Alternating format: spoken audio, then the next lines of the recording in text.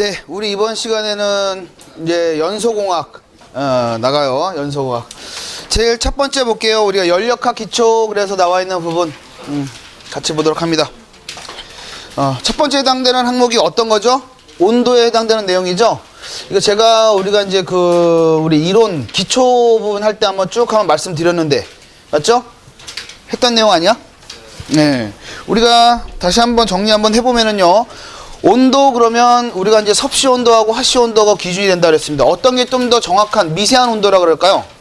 네, 화씨가 좀 더 미세한 온도라고 말씀드렸고, 섭씨 온도 보세요. 먼저 우리가 다니는 도씨 이렇게 표시가 되는 거고, 그 다음에 0도씨 760ml HG 표준 대기압에서 순수한 물의 빙점, 즉 어는 점은 0도씨고요. B점, 끓는 점은 100도씨로 정해서 100등분 후 한 개의 눈금을 1도씨라는 온도다. 기준 잡아드렸죠, 이거? 네. 그래서 화씨 온도도 보면 도 F라고 표시가 되고요. 표준 상태에서 우리 어는 점을 얼마? 32도 F, 끓는 점을 212도 F로 정해서 180등분 해서 한 눈금당 우리가 1도 F 이렇게 표시한다라고 말씀드렸고, 그래서 우리가 섭씨 온도하고 화씨 온도하고 우리가 환산하는 것도 한번 말씀드렸죠? 네. 예, 이것도 말씀드렸고 다 아시는 겁니다. 도씨는 5나누기 9라는 것은 어디 100나누기 180한 수치라고 그랬어요. 맞죠? 예, 그 다음에 9나누기 5도 180나누기 100한 수치다. 다 알고 그랬고. 여기서 또 알고 계시는 게 뭐가 있다 그랬지? 우리가 섭씨 온도와 화씨 온도와 같아지는 온도. 몇 도씨라 그랬어요? 응? 섭씨 온도와 화씨 온도와 같아지는 온도. 제가 말씀드렸던 것 같은데. 영하 40도. 그러니까 우리가 지금 여기 섭씨 온도가 있고, 우리가 섭씨 온도, 섭씨는 우리가 도씨라고 표시가 되는 거고, 그 다음에 화씨는 도 F라고 표시가 되는 거라고 말씀드렸고, 그렇죠? 어는 점하고 끓는 점은 이거는 몇 등분? 100등분. 이건 180등분 하는 거라 그랬잖아. 그래서 섭씨 온도와 화씨 온도가 같아지는 거, 우리가 온도는 9나누기 맞지? 요 식 하나만 알고 있자 그랬죠? 그래서 여기가 어떤 A라는 수치가, 여기 A라는 수치가 들어가면 요거 A라는 수치가 나오는 숫자, 이게 얼마라 했죠? 영하 40도. 말씀 안 드렸나 이거? 안 드렸나요? 네. 그래요? 그러면 얘는 아시나요? 네. 얘는 알죠? 알고 있어야 되죠? 섭씨 온도와 화씨 온도 같아, 이거 환산하는 식인데, 우리가 섭씨 온도와 화씨 온도가 이게 즉 어떤 말이야? 9나누기 5, 즉 1.8 정도 비율로 차이가 나는데, 섭씨 온도와 화씨 온도가 같아지는 온도는 영하 40도예요, 40도. 즉 무슨 말이냐면 여기에다가 마이너스 40을 집어넣으면 여기에도 마이너스 40이 나온다 이런 말이지. 환산하는 거 하나 더 알고 계시면 되고, 그 다음에 하나만 더, 우리가 24도 실제 문제 나왔던 거는요, 24도씨는 화씨 온도로 얼마겠느냐 이게 물어봤죠. 도 F로. 그래서 여태까지 나왔던 문제는 요거 한 문제인데요. 뭐 혹시나 나올 수도 있으니까 제가 한번 말씀을 드린 거고, 요거는 이제 곧바로 환산하면 우리가 도 F는 어떻게 돼? 9 나누기 5 곱하기 얼마? 24. 예, 여기다가 플러스 32 하면 아마 한 75점 얼마? 여러분들 계산해 보시고, 그쵸? 예, 그렇게 나온다 이겁니다. 그래서 온도에 대해서는 뭐 요 정도만 여러분들 알고 계시면 되고요. 절대 온도는 우리가 이제 화씨 온도에 섭씨 온도에 대한 절대 온도는 K라고 나타내고, 그 다음에 화씨 온도의 절대 온도를 랭킹 온도 R로 나타냅니다. 이렇게 표시하면 되고요. 글쎄요, 뭐 온도는 뭐 그 정도만 여러분들 환산해 보시면 될 것 같아요. 예, 다른 거는 특별한 거 없습니다. 그 다음에 압력으로 넘어갈게요. 예, 압력 보시면 거기 뭐라 했어요?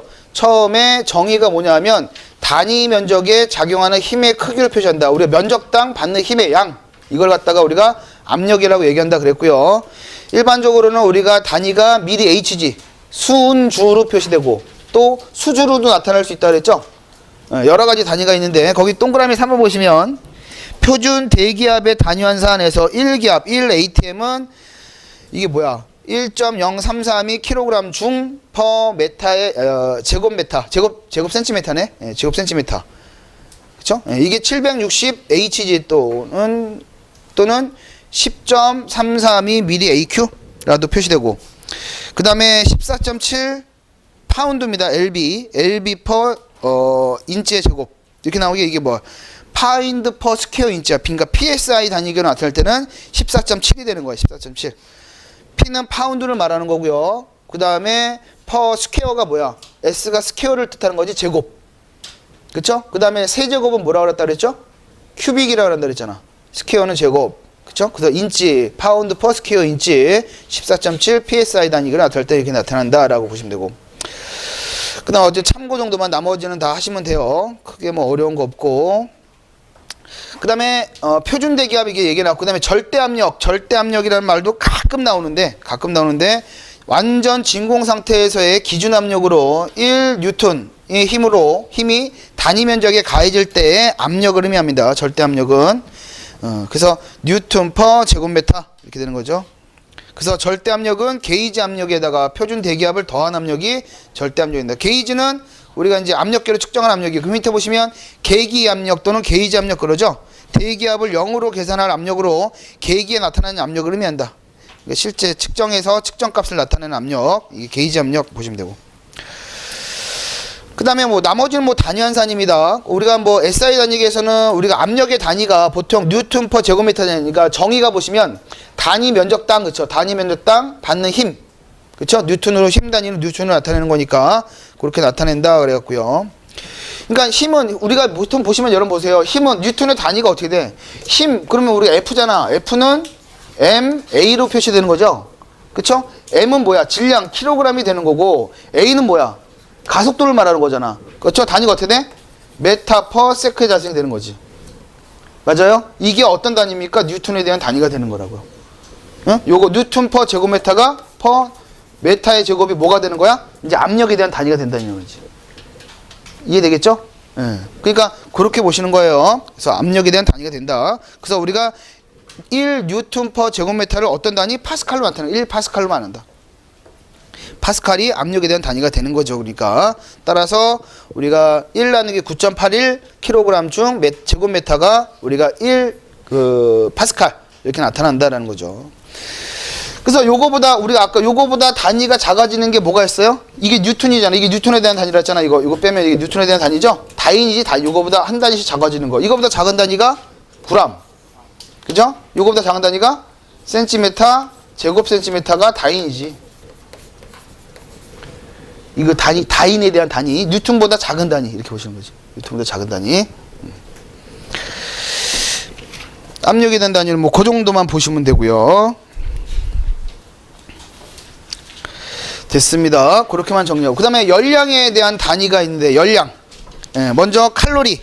대부분 다 우리가 100이면 99.9? 대부분 다 칼로리란 단위를 우리는 많이 써요. BTU 단위는 우리가 보통 미국에서 많이 쓰는 거고, 보통 보시면 칼로리 보시면 1기압하에서 순수함물 1g을 14.5도씨에서 15.5도씨까지 온도를 1도씨 올리는데 소요되는 열량, 이걸 칼로리라고 한다. 보통 이제 우리가 1도씨 올리가 들어가는 열량을 칼로리라고 그러고, 그쵸? 우리가 비열은 뭐야? 비열은 1도씨 올라가는데 들어가는 열을 말하는 거지. 열량. 그 다음 비열도 아마 뒤에 나올 거예요. 그렇게 보시면 되죠. 그래서 1칼로리는 일반적으로 1기압하에서 1g의 물 또는 얼음, 수증기를 1도씨 올리는데 필요한 열량을 칼로리라고 그런다. 그 다음에 BTU는 혹시나 모르니까 순수함물 1파운드가 454g? 1파운드가 그쵸? 0.45kg이니까 맞죠?